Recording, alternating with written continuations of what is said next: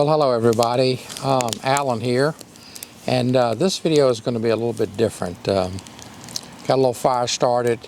It's Saturday, March the 21st, and anyway, what I want to do is I want to be able to encourage you, and I know this will be encouraging for the Christian, and I hope it'll be encouraging also for the non-Christian. So this week, I've been thinking about a lot of things with the coronavirus, and anyway, just contemplating a lot of things. When something like this happens, our mind sometimes will turn to really our humanity and how fragile a life is, or how fragile a life can be. And so there were a couple of scriptures that came to mind, and I just want to share those with you. And I know some of you right now will probably be clicking off of this video because this will make no sense. But for the Christian, it should make perfectly good sense, and hopefully will be encouraging. And I really want to encourage everybody. So one of the scriptures. Well, let me back up. I found this little book. It's called God's Promises for Every Day. And I just thought, well, in a situation like this, let me look in there and just see. And so one of the things that popped out to me was this, and that's what can I do? One of the questions that it poses, what can I do to make better use of my time? And so the first scripture in here is from Psalm 90:12, and it says, "Teach us how short our lives really are, so that we may be wise." And I thought, wow, if it's something right now we need, it is definitely wisdom. And to just show you how God works, the other scripture that came to mind, and I didn't know the reference, and thanks for my wife, who is, I can give her the basic scripture, and she can pretty much tell me where it is, so I thank her for that. But it was 2 Chronicles chapter 7, starting in verse 12. And so anyway, I want to just read that to you also. The interesting thing is that, I've got it here on my Bible app, is that this was written by Solomon. And if you know anything, Solomon was thought to be very, very wise. Now, he had his issues, he had his troubles, and he had his challenges. But one of the things that we would probably attribute to him was being wise. And this is what it says in 2 Chronicles chapter 7, starting in verse 12. It says, "The Lord appeared to Solomon at night and said to him, I have heard your prayers and have chosen this place for myself as the temple of sacrifice. If I close the sky so there is no rain, or if I command the grasshopper to consume the land, or if I send pestilence on my people, and my people who are called by my name humble themselves, pray and seek my face, and turn away from their evil ways, then I will hear from heaven, forgive their sin, and heal their land. My eyes will now be open and my ears attentive to a prayer from this place." And I thought, wow, what a powerful scripture. And basically, there's a couple ways that you can read that, and it's a couple ways you can interpret it right off the bat. One is that you can say, okay, well, that they're talking to somebody else, They're talking to our government leaders who are doing evil things, or and I'm not talking about Trump, I'm just talking about our government in general has become very opposed to the ways of God. So we could real quickly just shift the focus from ourselves and shift it to somebody else. And that's typically what we do a lot of times.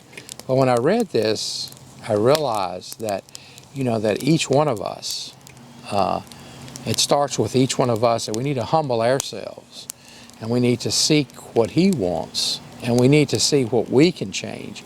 We need to see what evil things that we're doing. Now, when we say evil, a lot of people think, well, I'm not murdering anybody, I'm not, I'm not I'm not robbing anybody, anything. But when the Bible talks about evil, anything that opposes God is considered evil. Anything that opposes His ways, the things that He's taught us, the statutes, those things are considered evil. So instead of during this time looking for somebody to blame, we didn't know about this soon enough. Our government leaders should have done a better job. I would say to myself, and I would encourage you to think about it yourself. Use this time to see what is it within us that we could do that we need to change. And we need to seek Him. And He says that if we will humble ourselves, ask for His forgiveness, and turn back to Him, quit doing those things that are opposed to Him, that He will hear our prayers and He will heal our land. And I firmly believe that. So, that brings up a good question, and I wrote down some questions like, is this a judgment from God?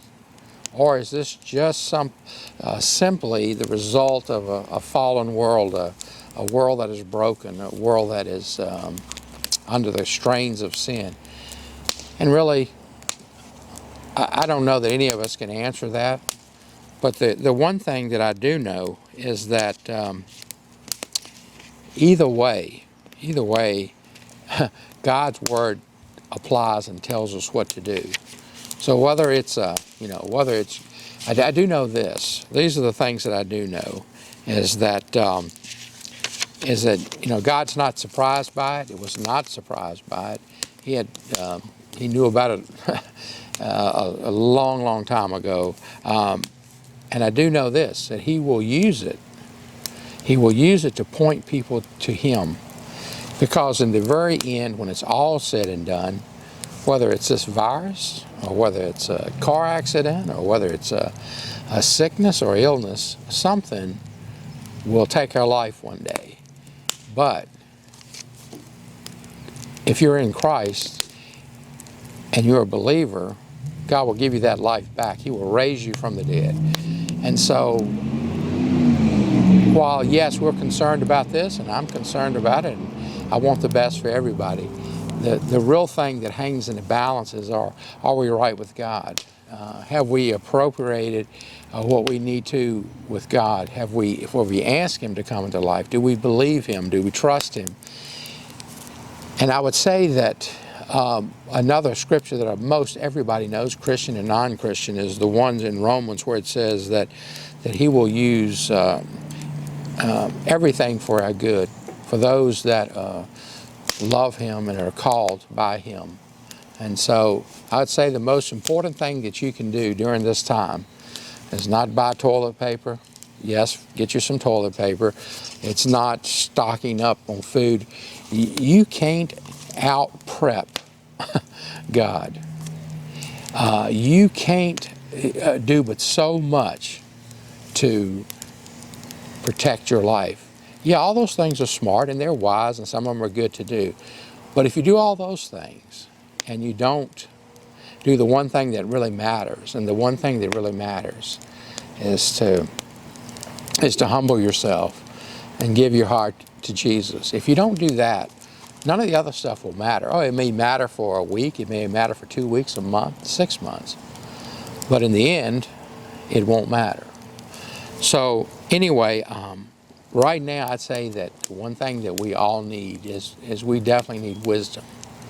And so I urge you, Christian and non-Christian and believer and unbeliever, seek God while you can, while you're on this side of our mortality.